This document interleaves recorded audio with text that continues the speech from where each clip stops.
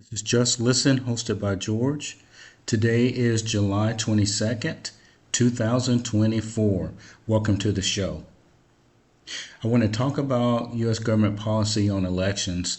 And as you have noticed, I have been talking about policy for 4 podcasts because I think that it's important to understand the process of elections in this country.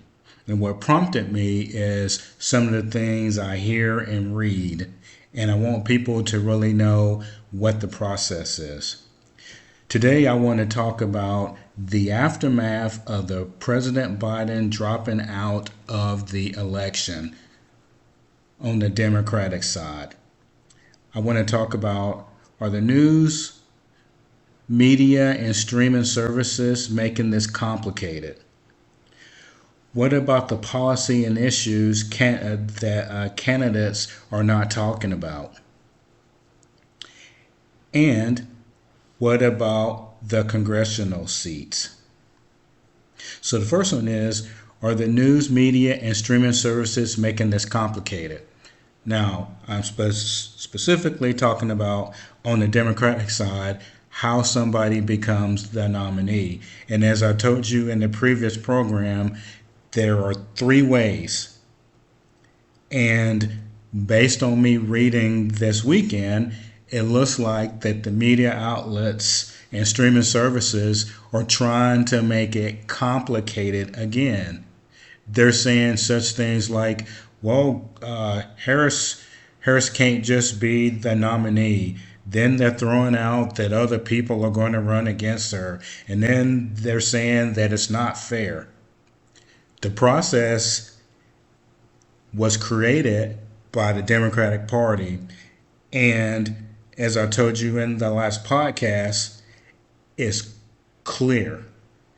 The only way that Vice President Harris can be the nominee is if she gets the delegates from the convention. Now, they could do a virtual delegate count. If they did that, then I think some in the Democratic Party would be angry about it.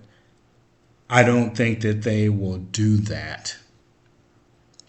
So the convention is in a month or so, and I think that will decide who the presidential nominee is. Because right now, we don't have a presumptive nominee. When Biden dropped out, you can't use that language because the vice president at this point didn't get the delegates. So the media's posing all of these scenarios doesn't matter. It's the Democratic Party's rules that are laid out. What about the policy and issues candidates are not talking about? Hopefully now we can get candidates to talk about what they stand for. At the Republican convention, they actually started talking about policies that were different from the Democrats. And that's a good thing. The Democrats with Biden, I thought that it was tough for him to run on his record. Immigration, the deficit spending, all of that stuff. When they had the debate, President Biden didn't answer those questions. And as a result of that, I think that hurt him more than if he was intellectually competent to be the president. The media agencies, and these are tied in together with these scenarios and also putting out information that pretty much for either candidate to sell papers, sell streaming time, advertisers, are just counterproductive, because in general it looks like that the media and the streaming services are not making the money that they want to, and it seems like that's what's making them put out all of these talking heads and all of the scenarios and etc. The Democrats' policies are still not clear to me, because during that debate, and that's all that I can go by, I didn't hear President Biden say what the future should look like. The only thing I heard him say was that he wanted to tax people making $400,000 a year. And like I said previously in the podcast, he did not explain why they were letting so many migrants into the country. That needs to be explained to the American people. What about the congressional seats? It looks like, based on the data, that may have been the driving force that decided for President Biden whether he would stay in the race. We'll never know the real reason. And as I said previously in the last podcast, it looks like to me that the Democrats were up to something. So this seems to be the outcome. And there were several Democrats in some of these close seats who were wanting the President Biden to drop out. And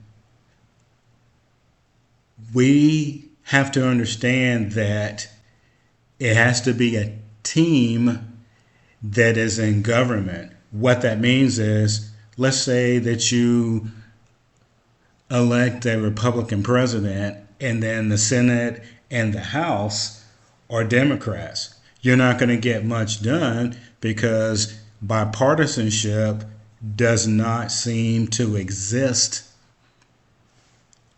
The last time that we had bipartisanship that was effective for the American people was when President Bill Clinton and the Republican Congress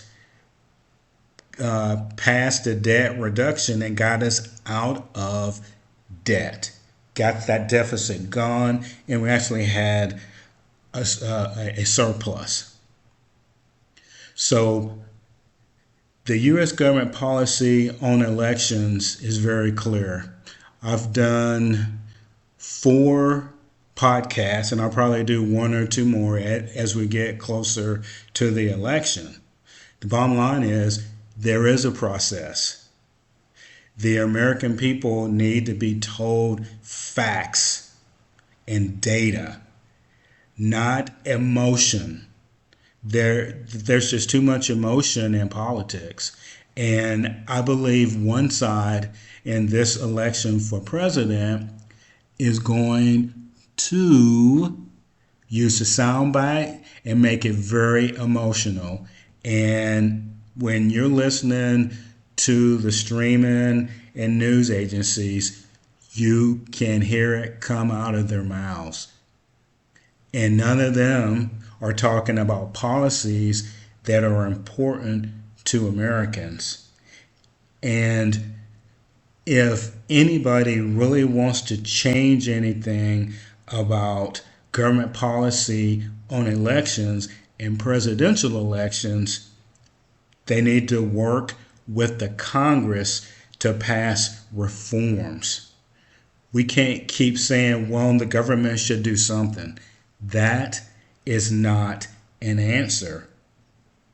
And the news media and streaming services need to give the facts and then move on to other things and maybe focus more on policies instead of being worried about how much money they're making or losing by the gossip.